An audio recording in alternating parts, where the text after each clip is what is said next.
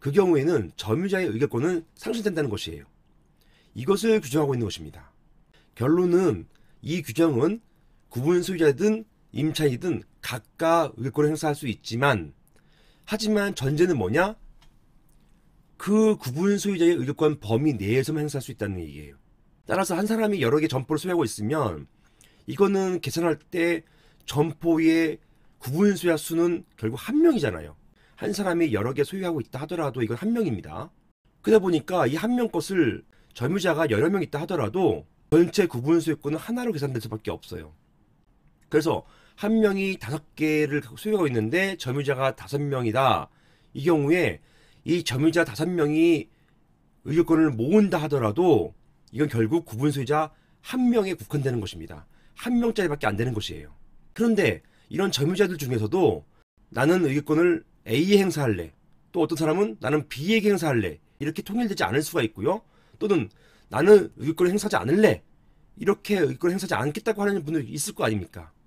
그러면 이 경우에는 5명이 모두 통일해가지고 한 사람을 뽑아야만 유효한 것이냐, 한 사람이라도 누락되거나 다른 사람이 있으면 안 되는 것이냐, 이게 이제 문제가 되는 것입니다.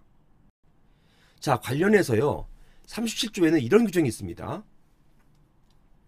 구분 소유자의 승낙을 받아 동일한 점유 부분을 점유하는 자가 여럿인 경우, 이건 뭐냐면 하나의 호실이 있는데 이 호실에 여러 명이 점유하는 거예요. 방금 전에는 여러 개의 점포가 있는데 이 여러 개의 점포를 각각 점유자가 점유하고 있는 것이라 한다면, 지금 법에서는요, 37조 제3항입니다.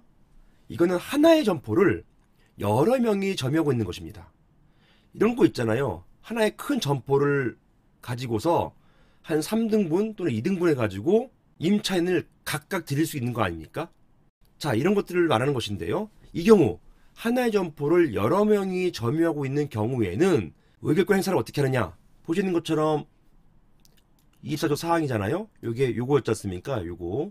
이러한 의결권 행사를 함에 있어서 해당 구분 소유자의 의결권 행사할 일인을 정한다 라고 규정하고 있는 것입니다. 하나의 점포를 여러 점유자가 점유하고 있는 경우에 의결권 행사를 위해서는 그 점유자들 간에서 서로 의결권 행사할 수 있는 사람을 정하도록 규정해 놓고 있어요. 과반수 이상으로 정하면 되는 것입니다. 자, 그런데 사항 같은 경우는요, 이 37조 3항 규정은 방금 말씀드린 것처럼 하나의 호실을 여러 명이 점유하고 있는 경우를 말하는 것인데요, 이 이외에 여러 개의 점포를 여러 명의 점유자가 점유하고 있는 경우, 이 경우에 의결권 행사 방법에 대해서는 규정하고 있지 않아요. 이 경우에 어떻게 할 것인가가 이제 문제되는 것입니다.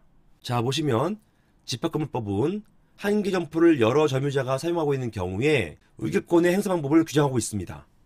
그런데 여러 개 점포를 한 명의 구분 소유자가 소유하고 있는데 각 점포의 점유자가 다를 경우, 이 경우에 의결권 행사 방법에 대해서는 정하고 있지 않아요.